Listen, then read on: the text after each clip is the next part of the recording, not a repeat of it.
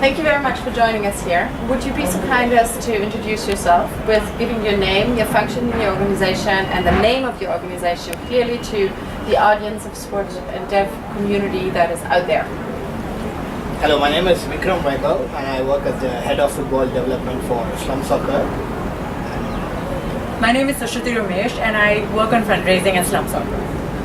Welcome. Thank you very much for telling us what Slum Soccer is doing and what the core activities are. So, Slum Soccer is a non-NGO based out of Nagpur in central India, and we have pan-India operations where we work with underprivileged children using football as a development tool. And the communities we reach out to are generally homeless people, slum dwellers, people displaced because of calamities, and children of commercial sex workers, and people in remote areas with no access to sports. And depending on the community we are targeting, we develop a curriculum for them. And the broad curriculum, the general points we cover are, the modules we cover are gender equality and women empowerment, which is a major pressing issue in India. Financial literacy, which again is a very important, very important point for India, and environmental awareness, which is again a major concern here. And we also work on life skills like teamwork, communication, leadership, things which are very intrinsic in sports. And you're doing all this through football. Is football the only sport that you're using, or is there a variety of sports that you are applying? No, at the moment we use only football as the vehicle through which we address these issues. And generally how our curriculum works is we don't let them play football and then we talk about this. All these are very intrinsic in our exercises itself. So that's how we... So you have a fixed curriculum that actually includes the social change message in your football activity. Yes. So we have a variety of games and exercises which include all these issues in the exercises, and like I said, depending on the community we are working with, we tweak the curriculum to address those particular issues affecting that community. So how long has Slum Soccer been around, and how many people approximately do you reach in the region where you work? Okay, so Slum Soccer was registered in 2001, so it's been like 13 years now where Slum Soccer has been active. So it started out with about 10 kids in Nagpur, and right now our total outreach is about 100,000 people over the years. And so when I talk about outreach, there are several ways in which Slum Soccer works in India. One thing is we directly work with some participants, so that's our direct centers. And because of our over a decade expertise in this field, so right now we also support other organizations in terms of capacity building, curriculum, monitoring and evaluation, and we also reach out to other NGOs which don't use sport as a development. We highlight the possibility of using sport to address these issues, and so we get them and we make them observe our sessions, and then we invite them for tournaments first, and then sometimes we train people from their own organization, so it's a self-sustainable method of them running their own tournaments. Right.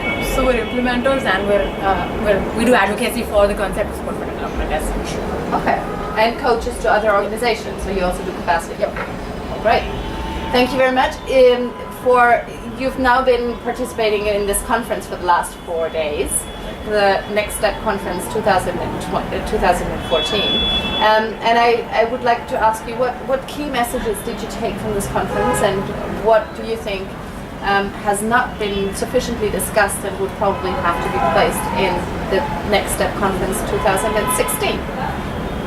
So one thing was, it was nice to see the involvement from the government agencies and the central bodies to actually, it's nice to see them starting to recognize sport for development as a movement rather than something which is relatively unknown. So that was how it was a few years back, but right now I can see by the number of organizations which have come that people have started realizing the power of sport to change lives. Mm-hmm. So I hope that there is more government participation and from the governing bodies of sport agencies next year. So that is something I'd like to see, and most of the workshops were pretty helpful. Like the only regret was we couldn't attend all the workshops because they were happening in parallel. So I hope next year when it happens, they figure out something to make sure that we are able to attend as many workshops as possible. So I hope you attended those that were not those that were live streamed, because then you can still see the live streamed one on sportanddev.org. Thanks to sportanddev.org for that, I also wanted you to reflect a bit broader on the sector of sport for development, and see whether how do you see sport development in the sector of development, situating itself and generating development through sport in 5 years' time? What do you think? What is your vision? What should it be? So first of all, I would like to say, in tangential response to your previous question, I'd like to say the conference is very, very illuminating. And I've learned a lot that I'm going to take away back into my own function as such. The CSR session was particularly useful in terms of in relation to how I think sport and dev is going to grow. Something that Deval Sangvi brought up yesterday I think is very crucial, because he said that sport and dev can't be an independent, you are going to focus only on sport, but you have to connect it to broader, overreaching objectives like healthcare and education, and more traditional development objectives that are the ones that a multilateral partner or somebody who's a donor or somebody that focuses Rings on. the bell. Yeah. So basically, I think sport for development is going to have. I personally think it's still nascent in India. I think in 5 years we're going to see a lot more growth in this field, and I do think that the points that this conference has brought up is going to see how the sector is shaping. And in Maharashtra in particular, because of our presence in Maharashtra and Central India, we have tried to reach out to school teachers and let them know about sport for development, which is a relatively new concept to them. So I hope if this can be taken to schools, then we'll be reaching out to the masses all over India. So that's something I hope the education system itself is changed, where they can try to implement this with the schools. Right, so that it actually moves into the formal school system, and there's more acceptance of sport in general as a tool to social change. Like someone had highlighted, running or exercise is looked at as a form of punishment in school these days. So that mentality should change. Yeah. I think that should be brought about right from the top and should be implemented in a national level. Okay, I think we've seen a lot of willingness that India is changing into that direction in this conference.